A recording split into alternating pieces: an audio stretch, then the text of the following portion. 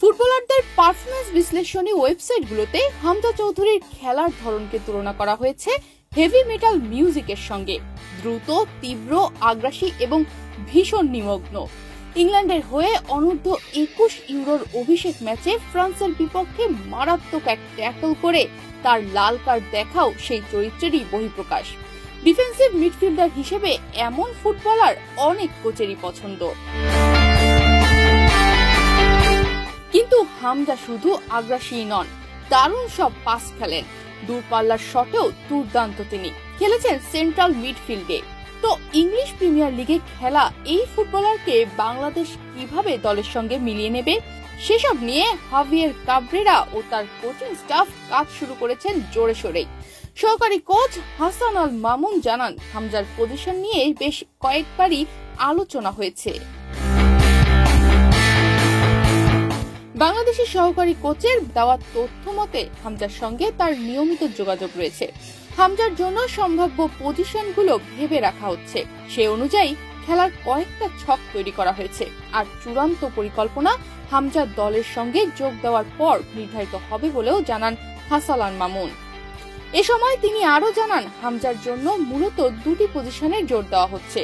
Defensive কোয়ালিটির পূর্ণ সদ্য ব্যবহার করতে তাকে ডিপ লাইন মিডফিল্ডার হিসেবে ব্যবহার করার কথা ভাবছেন স্প্যানিশ কোচ হাভিয়ের কাবরেরা, অনেকটা আন্দ্রিয়া পিয়েরলো বা বুস্কেটের মতো। তাতে করে সে প্রতিপক্ষের খেলা ভেঙে নিচ থেকেই আক্রমণ তৈরি করতে পারবে। আবার যদি মনে হয় নাম্বার 10 পজিশনে তাকে খেলিয়ে বাংলাদেশ আরো বেশি আউটপুট পাবে, তাহলে তাকে নাম্বার 10 পজিশনে খেলানো হবে। এটা অবশ্য তার মতামতকে গুরুত্ব দেওয়া হবে বলেও জানান বাংলাদেশের সহকারী কোচ। হামজার সঙ্গে অন্য ফুটবলারদের মানিয়ে নেওয়াটা এখানে বড় চ্যালেঞ্জ।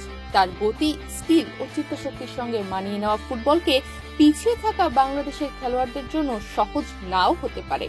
তবে মামুনের মতামত ভিন্ন। তার মতে বাংলাদেশের ফুটবলাররা যথেষ্ট স্মার্ট, হামজার সঙ্গে সহজে মানিয়ে নিতে পারবে সকলেই। ডিফেন্সিভ মিডফিল্ডার হিসেবে জাতীয় দলে নিয়মিত খেলা মোহাম্মদ হৃদয়ের প্রতিশ্রুতি হামজাকে সর্বোচ্চ সহযোগিতার। হামজার সঙ্গে তাল মিলিয়ে খেলতে হলে নিজেদের খেলার মান আরেক ধাপ বাড়াতে হবে বলে মনে করেন তিনি।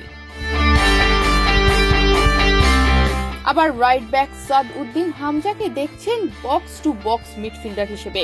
ক্যাবরেরার অধীনে অ্যাটাকিং মিডফিল্ডে খেলেছেন জামাল ভুঁইয়া। অবশ্য হামজার সঙ্গে খেলতে হলে তাকে আগে লিগের দ্বিতীয় পর্বে মাঠে ফিরতে হবে।